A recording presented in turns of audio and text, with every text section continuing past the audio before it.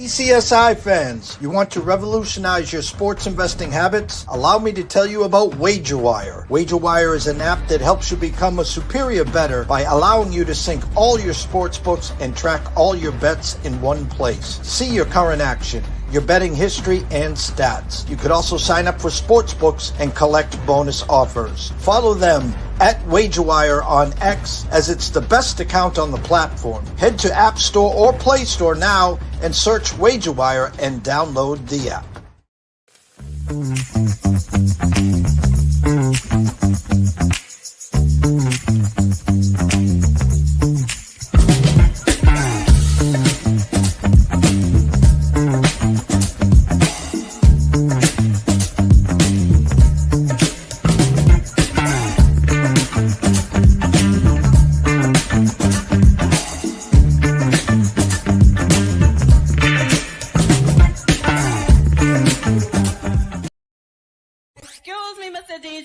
Check this out. We got a great show coming your way. From the ECSI Sports Studios, the #1 sports information program in America, the Breakfast Bankroll, with your host, the sports broker, Jeff Dawson.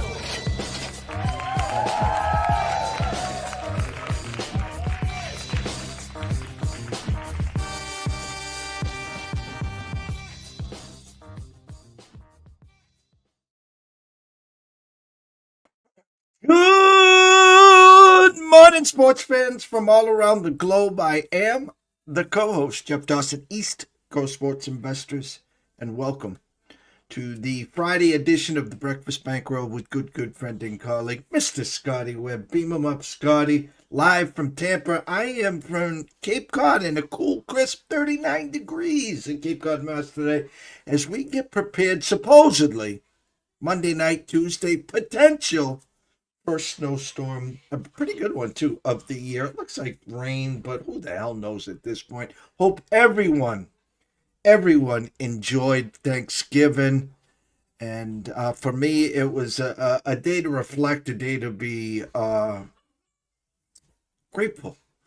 As we get older, the holidays, the hardest part in life is just to understand.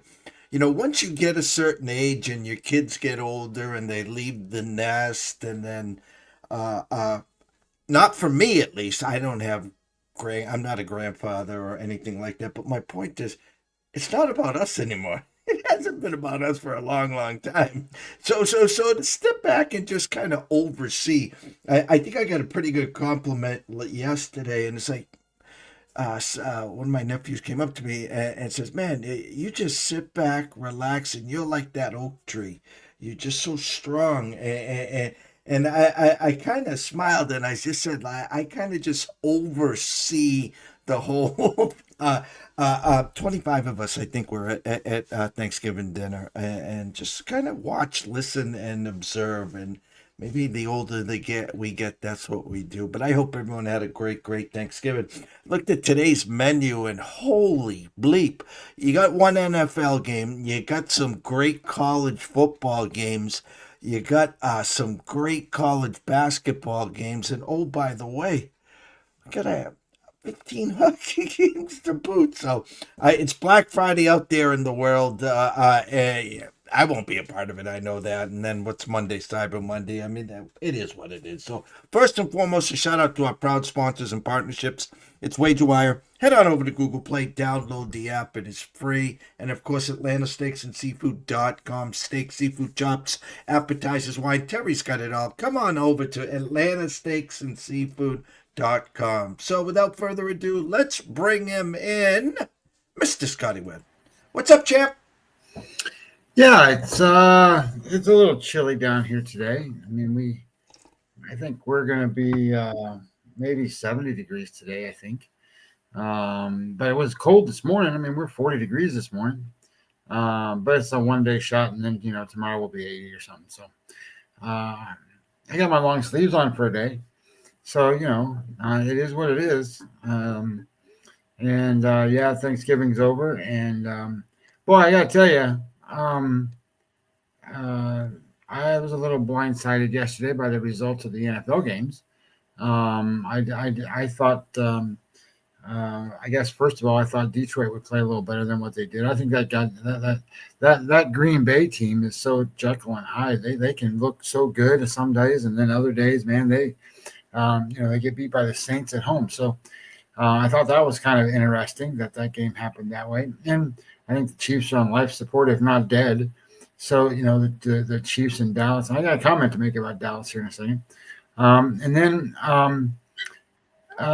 Joe Burrow, making his return. And I didn't think he was the greatest thing in the first half, but I thought he did a lot of things positive in the second half. And, I also think, you turn the ball over 5 times, you're not going to win any football game. So I don't know what Baltimore's doing. So I thought there was an interesting way that the teams that needed to win didn't win. And I thought it was interesting. I'm going to make this statement, Jeff. I think because Tony Romo made a comment on the broadcast, and then I did a little follow-up work. The Dallas Cowboys are plus 220 or something like that to make the playoffs right now. I would take that bet right now and go to the bank, and I would bet it. They're going to make it. Their remaining schedule, I think they go 4-1. 4-1. And if you look at the teams they need to pass, which would be i.e. the Bears or the Packers or the Lions, the reality is those teams all kind of play each other, and they play some pretty tough opponents. They're not going to go 4-1. Some of them might not even have a winning record. The Packers play the Bears twice. So I think that you've got a pretty good shot here at a plus 220 wager to say, hey, do the Cowboys make the playoffs? I think yes. It's the NFL. Not for long, any given Sunday, and they put 3 amazing games together. Now, this on the schedule was amazing. How they played out, who the hell knows? But just how the NFL works, all 3 dogs came in. All 3 dogs won outright.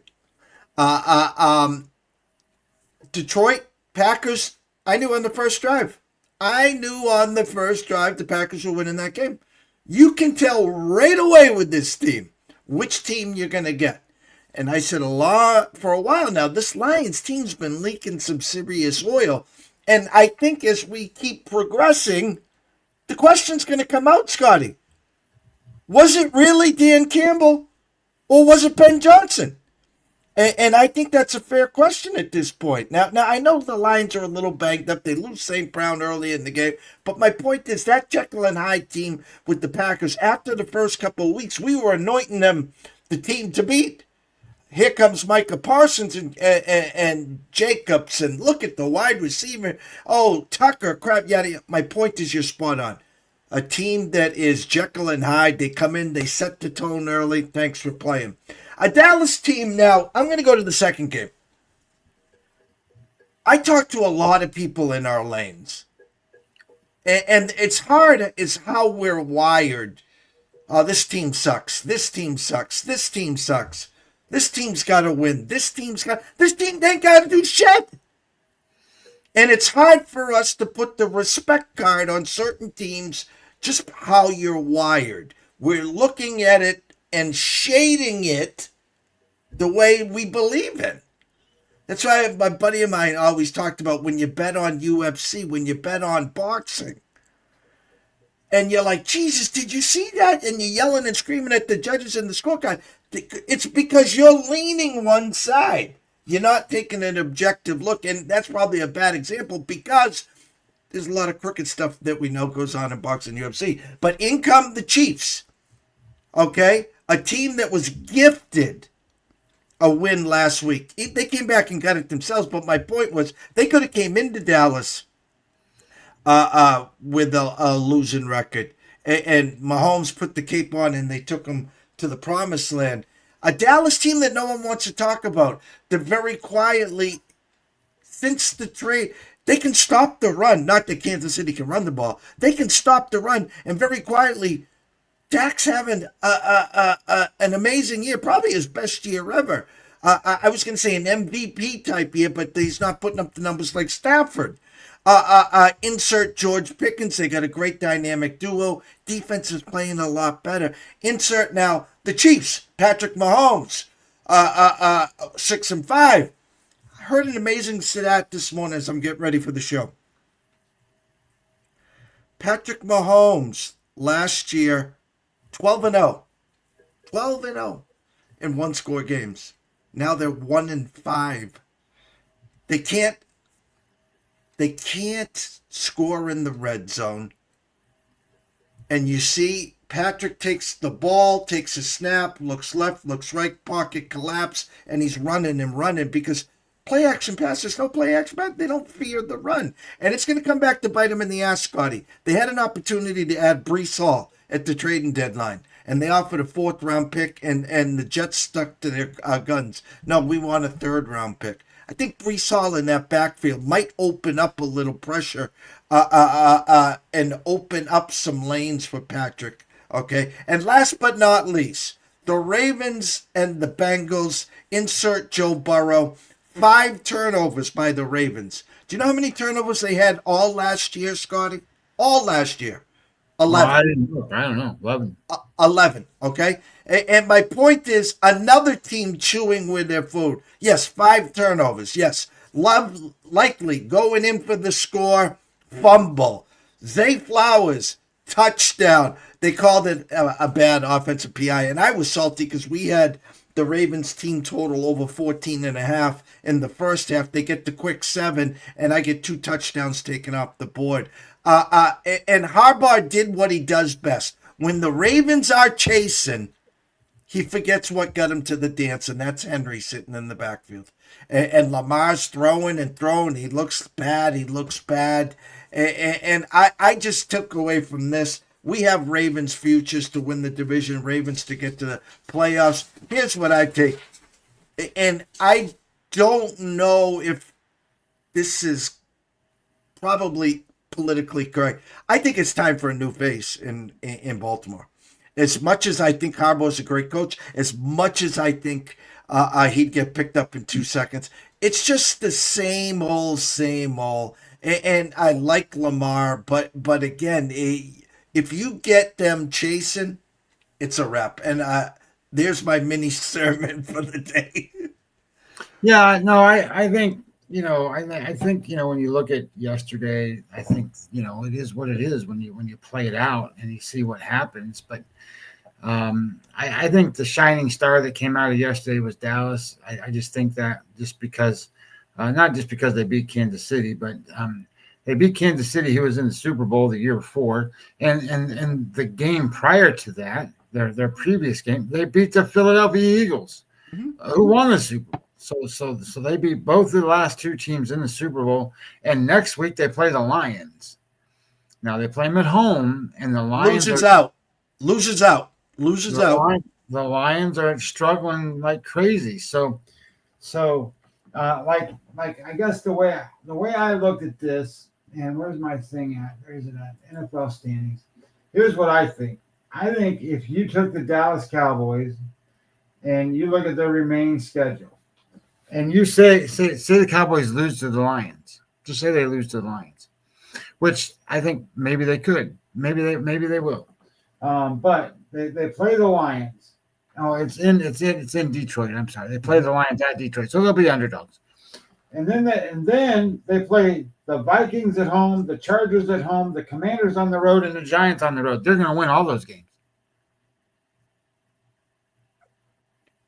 NFL and road games we know could get a little wonky, but I do agree with you. With that, I'm just, what I'm saying, right? Like, just they're going to be favored in all of those games. Just say it that way. Okay. And then if you look at it from a different level, and so what does that make them? That makes them 4-1, right? For the rest of the season here.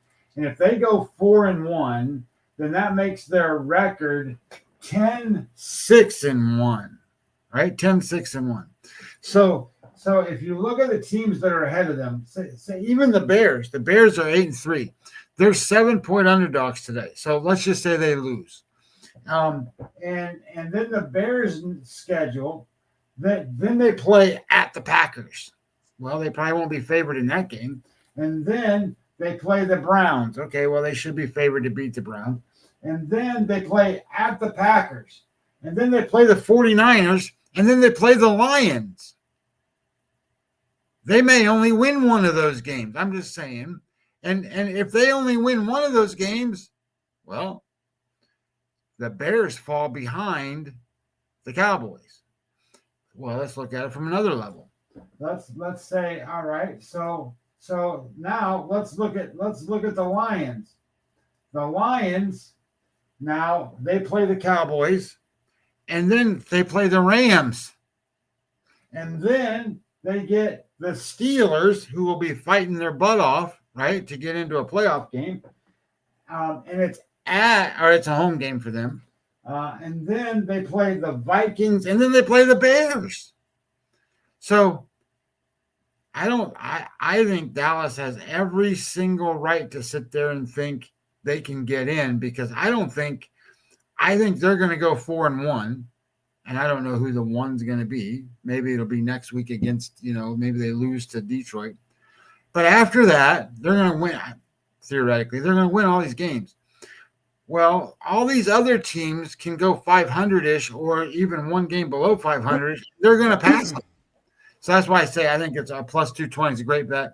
Then and the other one on the AFC side, I think that might get there is Houston. I think Houston's probably going to find a way to get in. Their defense is just playing so good. But anyway, that was just my thoughts on the NFL. And I here's another one I thought was interesting. Navy beat Memphis last night. I couldn't figure this game out for the life of me. The game opened at -6 for Memphis. And then when I started doing my work and stuff on it, was -5.5. And then it's -3.5. And there's no injuries. There's no injury report, nothing. The line moved that much based on betting and different things, all to the underdog. And I sit there and go, I don't quite get it. I know Navy's a good football team, but Memphis is pretty strong, and Memphis has played these option teams pretty well, and they can stop the run. Well, they get beat last night. Well, now that creates a big problem in the American Conference. I shouldn't say big problem, but it creates a problem. That means that you're going to have them tie. Navy's now 7-1 in that conference. Tulane, when they win, they're going to be 7-1. And North Texas, when they win, they're going to be 7-1. So you're going to have three teams, 7-1, come down to a tiebreaker. And then when I ran through looking at the tiebreaker stuff, it comes down to penalty yards and stupid stuff like that to actually who's going to make the championship game. And theoretically, it's going to end up being North Texas and Tulane. But my thoughts is that it was an interesting night. It was an interesting day that way in terms of football, which only leads us to Friday, which, who knows what's going to happen. You got an NFL game that I think really matters in the Circus Survivor contest. And then you have some other stuff, college football wise that certainly are going to matter. Like I'm trying to prepare for next week's the only games that are really playing in college football next week are the championship games and then the bowl announcements. So you got to get all that stuff lined up. But the point being is that I'm trying to do that. There's only two teams in. So as that means all these other games matter this weekend to figure out who's going to make it and do whatever. So I think it's going to be a fun weekend. That's for sure. Yeah, and I want to get on to break down a game or two or just talk a little college football here, but I'll wrap up the NFL. As crazy it is, we talked about one of these teams going to be outside looking in. Is it the 49ers in the NFC? The Lions at this point, someone's got to win the NFC South. So whoever wins there again, we don't know the longevity of Baker Mayfield's wing there. And my point is, if I remember, Carolina's got 6 wins, a couple more losses by Tampa and Carolina shocks the Well, world. A couple more. Tampa plays Carolina twice, I think, and Yeah. they play New Orleans. So I think when it comes down to the remaining schedule for Tampa Bay, as long as quote they're normal and they're getting guys back now. So I mean, Bucky Irvin I think is going to play. So as they start getting these guys back, I think Tampa's, and I'm not just saying that because I live down here, but I think Tampa. I think Tampa is going to win that division this year. Just because I don't think the other teams are ready to capitalize off of anything that is there for them to capitalize off of. I mean, the Saints certainly aren't going to be any good. Falcons are terrible. So the only team that would be there is Carolina, and I don't think they're going to.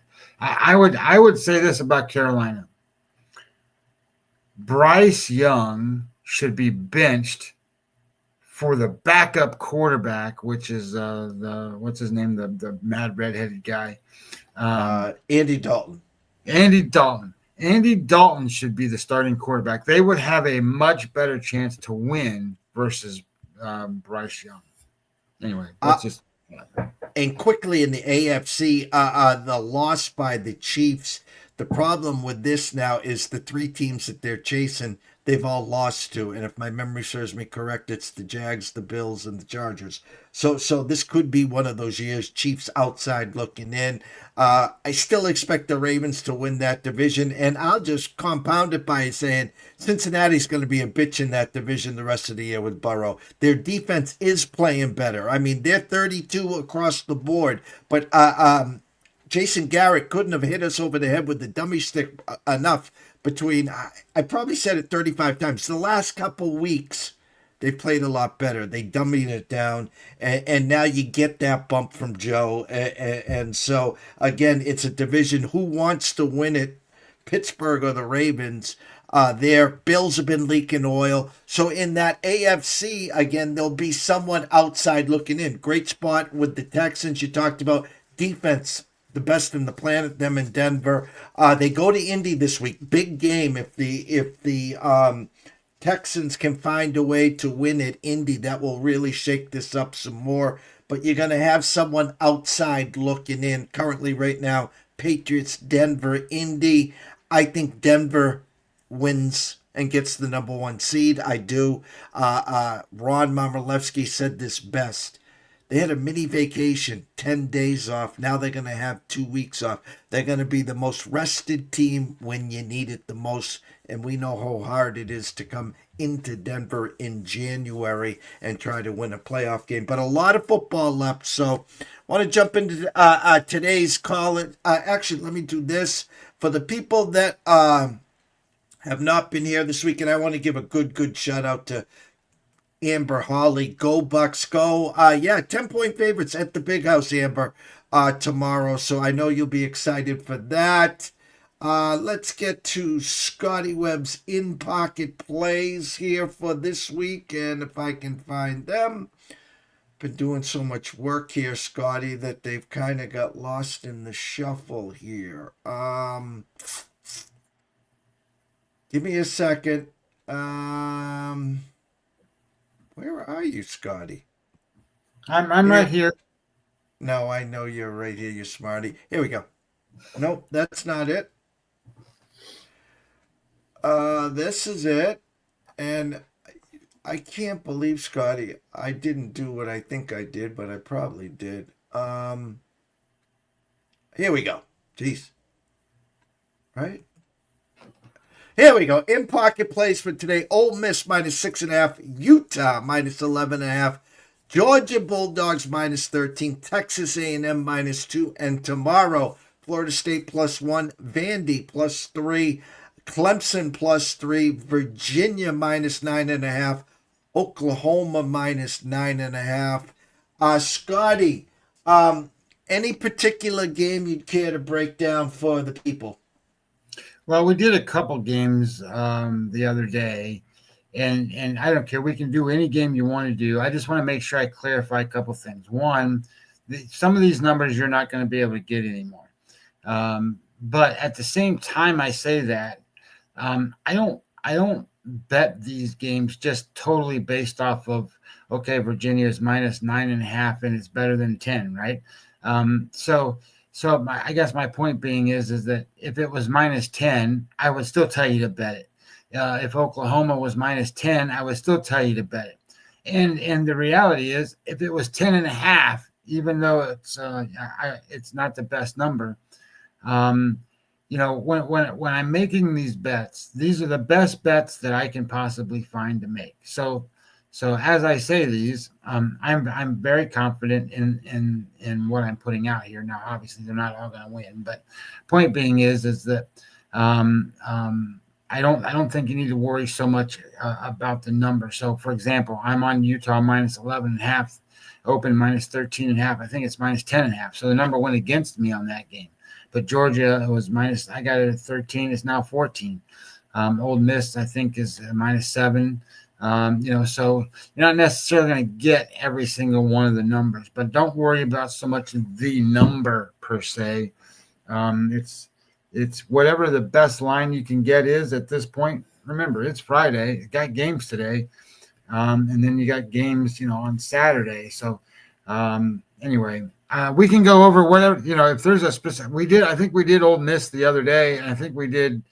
I don't remember what the other, and then we did Texas A&M. I think I don't remember. Well, Scotty, I'm going to just shock the world. I'm going to grab the bull by the horns here because we have Amber here from the Wager Wire community, and I want to hear. I hear this.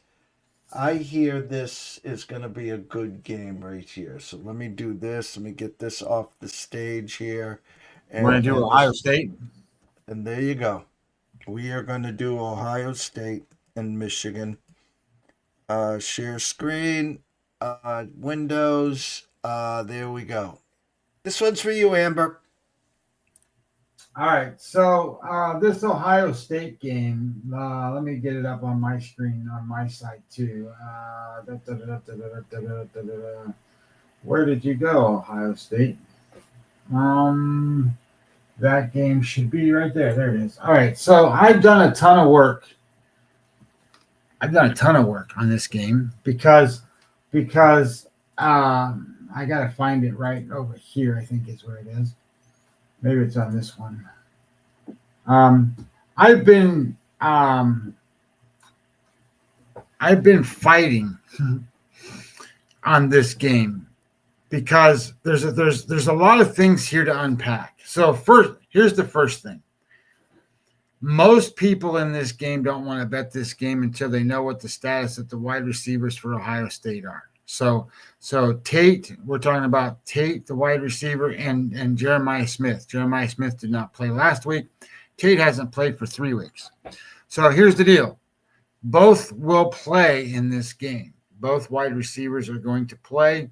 Tate, kind of under the impression is going to be full participants, going to play the majority of the game, and Jeremiah Smith may play 75-80% of the snaps. It's kind of the way I've heard it to be. So those two guys are going to play. That changes a little bit of the dynamic of what Ohio State can do. So if you look at just numbers here, you're talking about Ohio State number 1 in EPA. Success rate number 2, number 1 available yards per play number 2. Like they're the best team in college football. Like there's no question they're the best team in college football.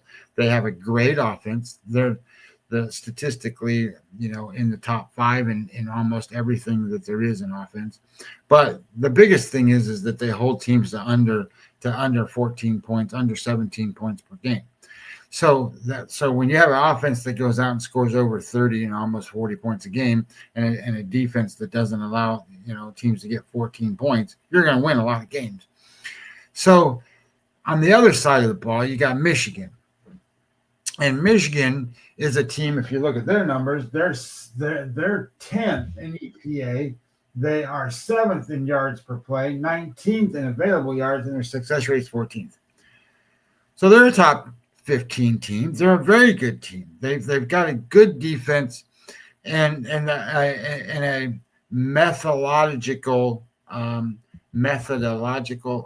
that just what they do is they hold the ball, they drive down the field. They're not an explosive team by any stretch. They don't have explosive plays. They don't get 30, 40, 50 yards a crack very often. They're going to need to really hold the ball, and they're going to need to make sure that their defense doesn't get run over. That's kind of what needs to happen. So then it becomes, okay, let's talk about the quarterbacks for a minute. Well, Bryce Underwood is a true freshman quarterback. His QBR is in the top 40. His rank, I think, is 39. Let me pull it up just to make sure. Ohio State, his rank is, his rank QBR is 25, so it's gotten better. His rank's 25, and Julian Sands number 2. So Julian Sands like the second best quarterback QBR ranking, and it's almost a virtual tie between him and Mayava for USC. Those are the top 2.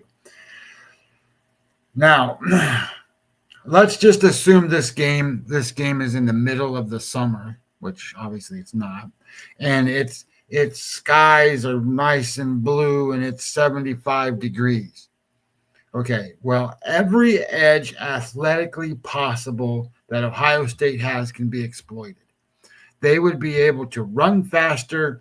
They would be able to use their athleticism to avoid tackles, do different things, make really good blitzes, coverages, all that stuff on the defensive side. And really, that would be the most optimal situation for Ohio State. I have this tweet here that I think is probably pretty cool. Let me pull it up. And for those of you that I did vet the tweet to make sure that it was correct. It's profile, find my likes. And let's go over here. And here's the deal. Replies. Let's do that. All right. Well, I am on the wrong doodad. I go to the right doodad and then I'll find it.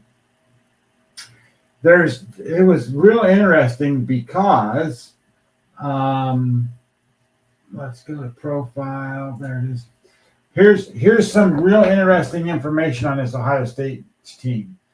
So the comment was made by some viewer or Twitter guy that Brian Hartline's offense wasn't as good as the offense that Chip Kelly ran last year. So here's the deal. So in case you're wondering, Ohio State is likely the most efficient offense possibly ever. They are dead last in punts with just 20 punts in 11 games. 20 punts in 11 games. Some teams do, 8 punts in one game. They are dead last. I said that they are 124th. There's 135 football teams that get graded. They're 124th in fourth down attempts, while also being 15th in fourth down conversions. So they don't get fourth downs very often, and when they do get them, they convert them. And then they are dead last in third down attempts, while also being second in third down conversions. So they're great on first down and second down. They don't get third downs very often, and you can see that on the on the games per page. Look at third down, fourth down success for Ohio State. Number 1, which obviously we just talked about, right? So they're number 1. Average third down distance is number 5. Early downs is number 7. All of that puts their offense just, and they're going to face a defense that ranks 21, 54, 49 in those categories. It's a mismatch. It really is. So I think here's where you really got to start looking at this game and go, there's a big caveat here. And the caveat is the weather. The weather is an equalizer in this game beyond anything that I've seen. There's going to be high wind, cold temperature, and precipitation. Precipitation can be snow, and I've seen reports, the latest reports is 1 to 3 inches of snow during this game. I've also seen reports that say, well, it's going to snow before. Well, it's supposed to, and then it's going to spill after. Well, it's supposed to, but it might rain. It can be all kinds of stuff. So here's where the caveat comes into play. If it's really snowy, then what happens? All the athletic edge that Ohio State has kind of disappears because, yeah, they can still be athletic, but they got to be slower athletic. They got to be more secured footage athletic. So what does that become? Well, it becomes a pushing, shoving game. They're going to push and shove each other around. And if they push and shove each other around, look, Michigan's got good athletes. So they don't match up to what Ohio State has, but they have power. They're big, skilled guys.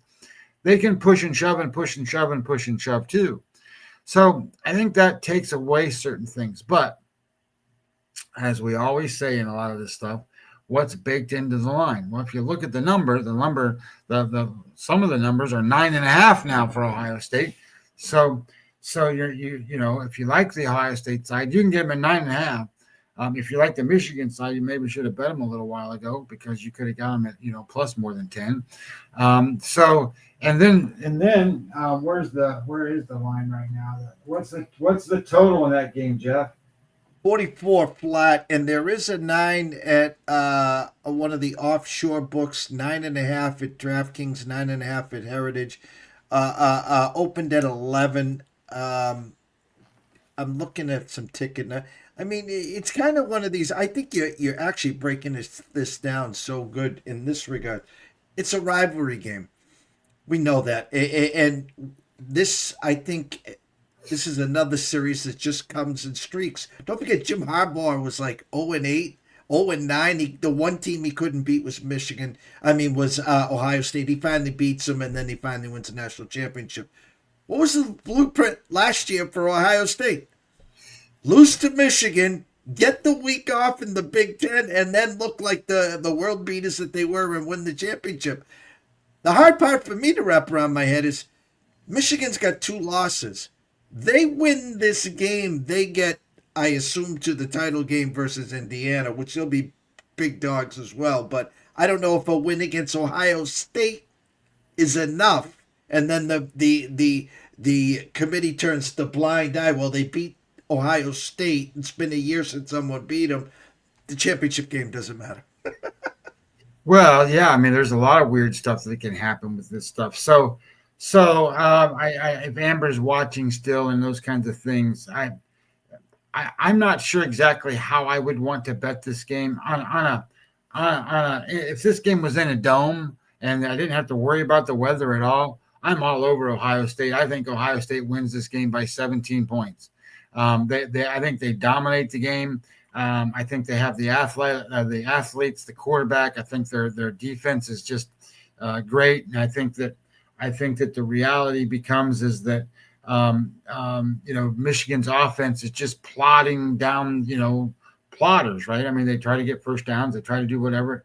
And they're going to try to do stuff with field position and they're going to try to do things with, punting and make sure they make good decisions and that kind of stuff. Well, I don't think that's enough to beat Ohio State. I just don't. I think Ohio State's the best team by far. And I think we're going to have this conversation again next week because people are going to go, well, what's the line going to be against Indiana? Well, they're going to play in a dome against Indiana, and Ohio State's going to be faster. Ohio State's going to be more athletic, and Ohio State's going to have the better quarterback, even though Mendoza's playing pretty well, and they're going to have the better defense. So my thoughts are going to be all of that. That's going to be a different matchup. I still think Ohio State wins this game. The question becomes: do they actually cover this game? And my side of thinking basically is going to be askew to probably what the market is and probably to what that's why I'm fighting with my AI person. I shouldn't say person, my AI program. My AI program loves Michigan, loves it. And I keep throwing all kinds of stuff at it and saying, no. And we just keep fighting. And I'm going to refuse to go and say Michigan's the right side. I'm going to refuse to say it. And the reason I say that is just because for everything that I stand for and everything that I've talked about and a lot of different things, it's this. Ohio State can put pressure on the defense every snap, every game, the whole game long. And their defense can prevent the scoring on the other side. So if you bet on Michigan, you're going to sit there like this the entire damn game and go, God damn, I hope we stop them. God damn, I hope we stop them. Excuse my language. But I think that's what you're going to do. You're going to go, oh my God, we got to stop them. Did we get a sack? That's great. All that stuff. And if you bet on Ohio State, you go, okay, well, that series didn't work. Here comes the next one. Here comes the next one. Because Michigan's not going to do anything. They're just not going to do a whole lot against Ohio State's defense. So I think just by the battle of attrition in series, and if you have 10 series in this game or you have 15 series in this game, depending on what the weather does, I think Ohio State wears them out, wears them down, put the pressure on, and I think Ohio State covers whatever the number turns out to be. I think Ohio State wins and covers. So that's my thoughts. I haven't bet the game. I kind of want to bet the game just because, it is what it is, but it doesn't make my top lists of anything. So it didn't get on there. I will tell you the AI program, it makes its top lists of betting on Michigan. And I keep fighting it and fighting it and fighting it. And it'll come back and tell me, well, those are great points, but let me tell you why this is this, and this. And I just sit there and go, you make no damn sense. So anyway, it's that's the way I see the game. Maybe I'm totally wrong. Maybe other people see it a way different way. But my opinion is that Ohio State is the best team in college football. I don't think they're going to lose a game this year. And I think that, when they play like Michigan here, the equalizer's the weather, which can neutralize a lot. But at the same time, I hear all these people in Ohio talking about, well, Ryan Day gets all tight and he's against Michigan. That may well have been true. I don't think it's going to be true in this game. I think you're going to see a lot of difference in how he approaches this game compared to how he has in the past. And I think they just keep steamrolling teams and they keep going. And, I don't know who beats Ohio State. I really don't. I don't know who beats Ohio State. You got to have an offense that can score a lot of points against Ohio State. And Ohio State's got the number 1, number 2, number 3 defense in all of college football, and then throw that offense on top of it. I don't see it.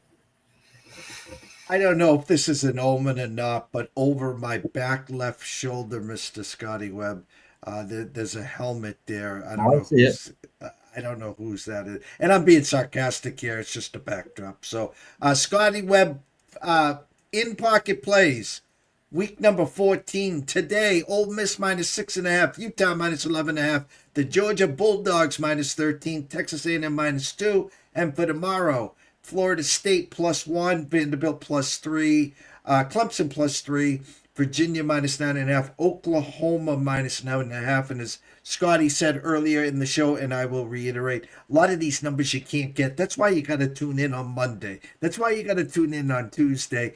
We were actually here on Wednesday this week because yesterday was Thanksgiving. So, closing thoughts, sir. Yeah, I think, I spent a lot of time, I don't remember what day it was, on what I call a bet plan and a bet strategy and stuff like that when you make your bets and, and you do all that stuff. Now, the follow-up to that is if you lose a game, and especially early, or you do this or you do that, don't go chasing. What I mean by that is like yesterday, I was on Detroit. And that was the only bet I made yesterday. Detroit, I got a -2.5 on the number. So I this is a good number. I don't have to pay -3. And of course, it didn't matter. I mean, Detroit, they just didn't have it. So my bet plan was that was the only bet I was going to make.